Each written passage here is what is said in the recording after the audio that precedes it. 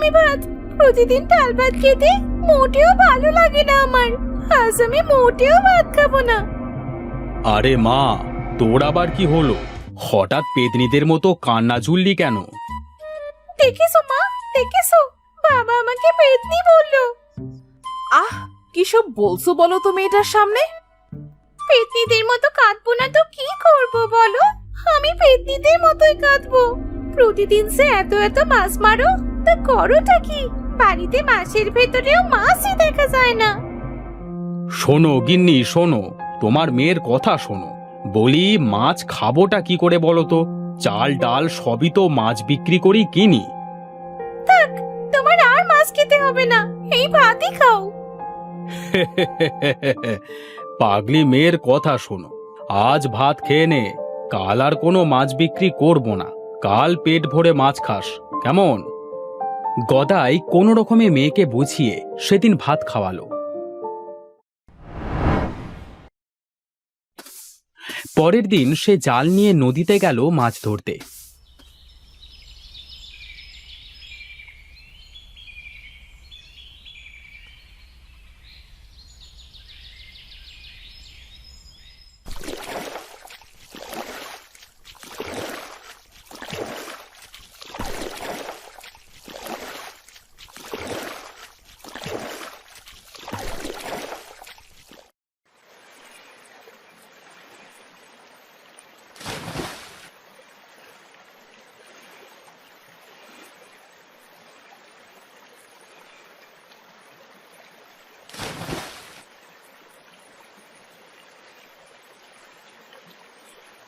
সারা দিন জাল ফেলে কোনো মাছ না পেয়ে গদাই খুব হতাশ হলো। হায় হায়, কি সর্বনাশ! আজ একটাও মাছও পেলাম না। মেয়েকে বলেছিলাম আজ বাড়িতে মাছ নিয়ে যাব, আর আজ একটা মাছও পেলাম না। দেখি শেষবারের মতো আরেকবার জালটা টেনে কোনো মাছ পাই নাকি।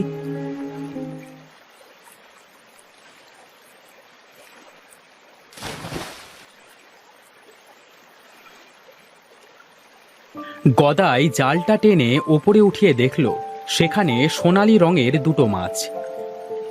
গদাই মাছ দুটো দেখে খুব খুশি হলো। বাহ, বেশ সুন্দর তো মাছ দুটি।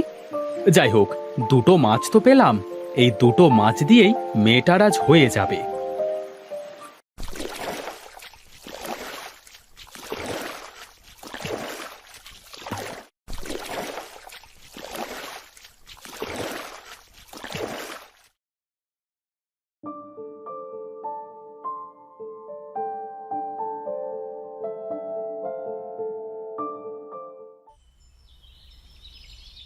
গদাই মনের আনন্দে মাছ দুটি নিয়ে বাড়ি ফিরে তন্নিকে ডাকলো। তন্নি, মা তন্নি, বাইরে আয় মা। এই দেখ, তোর জন্য মাছ এনেছি।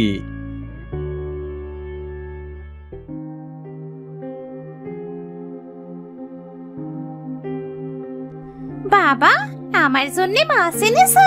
কি মজা, কি মজা! কই দেখি তো বাবা, কেমন মাছ এনেছো?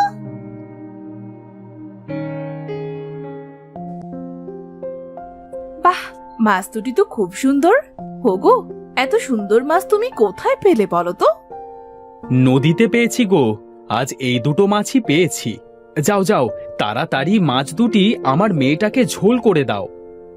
না বাবা, এই মাছ আমি খাবো না। ও বাবা, এই মাছ দুটো আমি চাষ করি না। শোনো গিন্নি, শোনো, আমার মেয়ের কথা শোনো। তা মা, আমাদের কি পুকুর আছে যে পুকুরে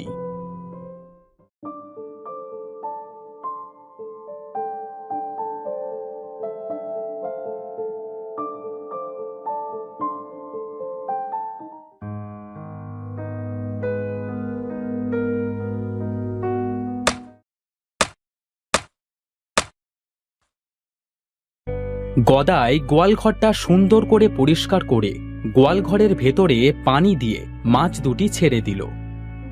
তন্নি খুশি হয়ে বলল, দেখো বাবা, দেখো, পানি পেয়ে মাছ দুটি কি সুন্দর করে খেলছে। হ্যাঁ মা, কাল যদি এমন আরো কিছু মাছ পাই তবে তাদেরও এনে এদের সাথেই রাখবো।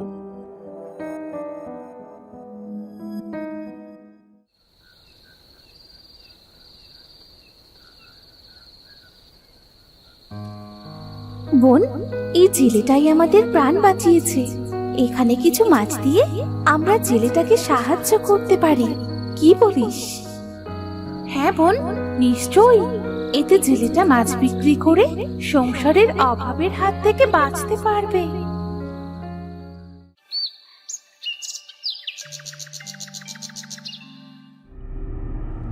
পরের দিন গদাই মাছ দুটি দেখতে গোয়াল ঘরে আসলো।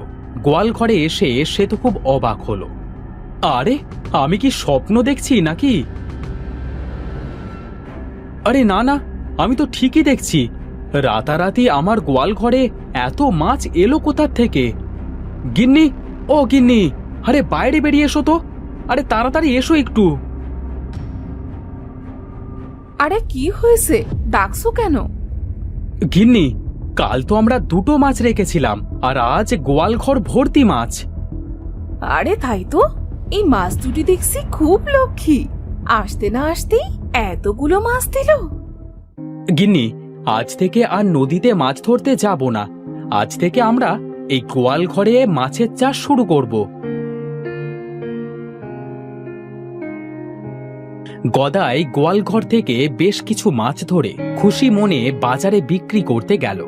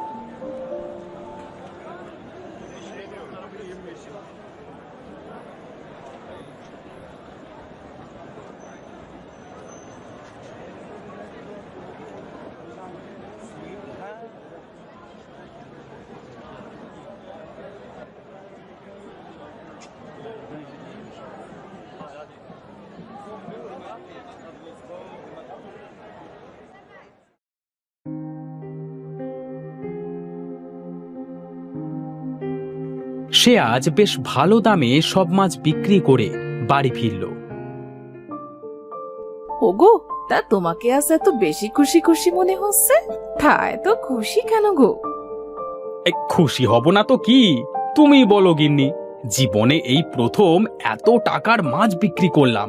আগে আমাকে 4টে ভাত দাও তো দেখি।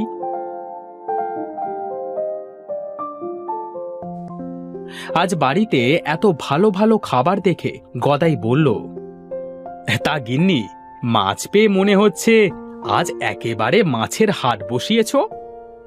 বাবা, কি যে বলো না!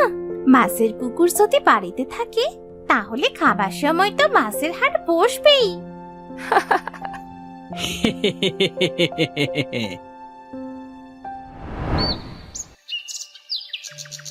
পরের দিন গদাই আবারও মাছ নিয়ে হাটে গেল বিক্রি করতে।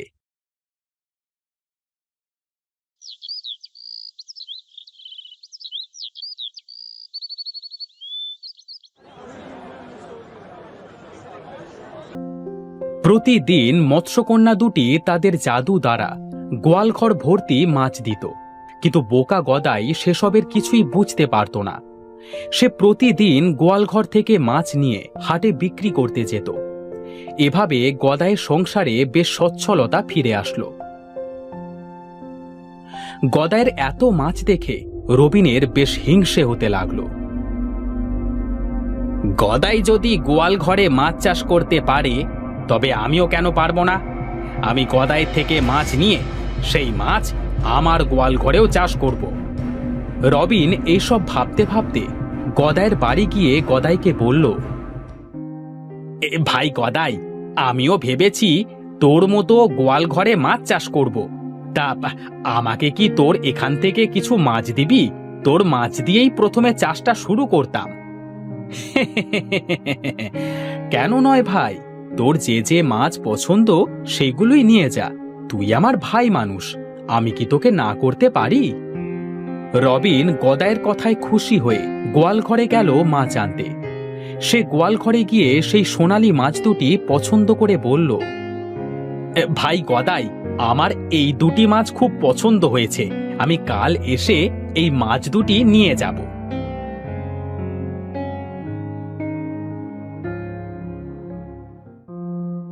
এদিকে মাছ দুটি তাদের কথা শুনে খুব চিন্তায় পড়ে গেল। বোন, এবার আমরা কি করব? লোকটাকে দেখে আমার লোভই মনে হলো, যদি আমাদের নিয়ে গিয়ে কোনো ক্ষতি করে বসে। হ্যাঁ বোন, আমারও তাই মনে হচ্ছে। আমরা তো এখান থেকে পালাতেও পারবো না। হ্যাঁ হ্যাঁ, এবার মনে হয় আমাদের দিন এখানেই শেষ বোন। মৎস্যকন্যা দুটির কথা তন্নি সব শুনে ফেলল। সব শুনে তন্নি গোয়াল ঘরে এগিয়ে গিয়ে বলল, আরে, তোমরা মাছ হয়ে কথা বলতে পারো, আর তোমরা এভাবে কাঁদছোই বা কেন? আসলে আমরা মাছ নই, আমরা হলাম মৎস্যকন্যা। সেই দিন নদীতে একটা শয়তান তিমি আমাদের আমাদের তাড়া করেছিল।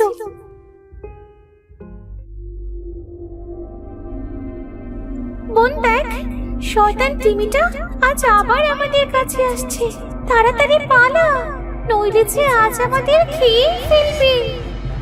কিন্তু এখন পালাবো কোথায়? আজ তো মাও আমাদের সাথে নেই যে আমাদের বাঁচাবে। বোন, ওই দেখ, কেউ মনে হচ্ছে জাল ফেলেছে। চল আমরা ওই জালে উঠে পড়ি, পরে কি হবে তা পরেই ভেবে দেখা যাবে। তখন তারা দুই বোন দুটো সাধারণ মাছ হয়ে গদায়ের জালে বাঁধে।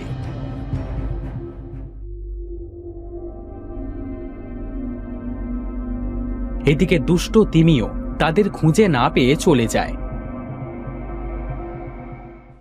আর সেই থেকে আমরা দুই বোন একটা সাধারণ মাছ হয়ে তোমাদের এই পুকুরে আছি। আর আমাদের জাদু শক্তি দ্বারা তোমাদের এই পুকুরে মাছ দিয়ে সাহায্য করেছি। ও, তাহলে এতদিন তোমরাই আমাদের এত মাছ দিতে। আর তাছাড়া তোমাদের এখানে মাছ ধরে থাকতে না জানি কত কষ্ট হয়েছে। আমাদের কষ্ট হলেও আমরা তোমাদের সাহায্য করার জন্য এখানে থেকে গেছি। আমাদের যে এতদিন সাহায্য করেছো, এতেই আমরা অনেক খুশি হয়েছি। এবার বলো তো, আমি এবার তোমাদের কিভাবে সাহায্য করতে পারি? তুমি যদি পারো তবে আমাদের আবার নদীতে ছেড়ে এসো, তাতেই আমরা অনেক খুশি হব। বেশ, তাই চলো।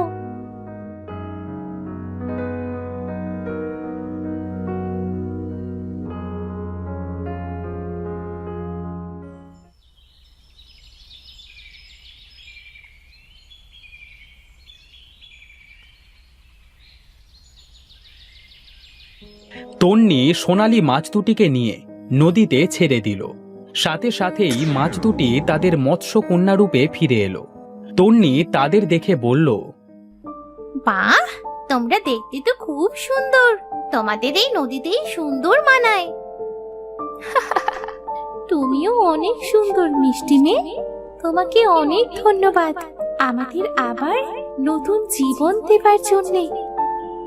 না না, ধন্যবাদ দিতে হবে না, তোমরাও তো আমাদের কত উপকার করেছো। আমরা তোমাদের যে মাছ দিয়ে এসেছি সেগুলো ভালোভাবে চাষ করো, দেখবে তোমাদের আর কোনোদিনও অভাব হবে না। এবার যে আমাদের যেতে হবে। মৎস্যকন্যা দুটি তন্নির কাছ থেকে বিদায় নিয়ে নদীর ভেতরে চলে গেল।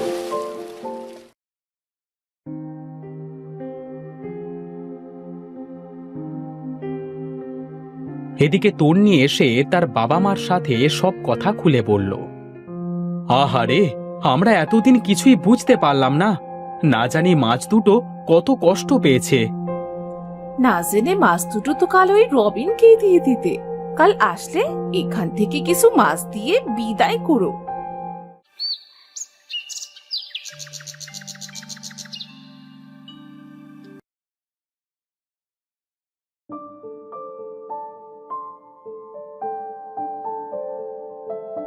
পরের দিন রবিন মাছ নিতে আসলে তাকে সেখান থেকে কিছু মাছ দিয়ে বিদেয় করল।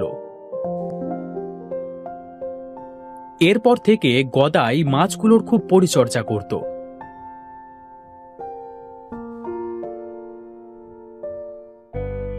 সে অল্প কিছুদিনের ভেতরে বেশ ধনী হয়ে গেল এবং তার পরিবার নিয়ে সে সুখে শান্তিতে দিন কাটাতে লাগলো।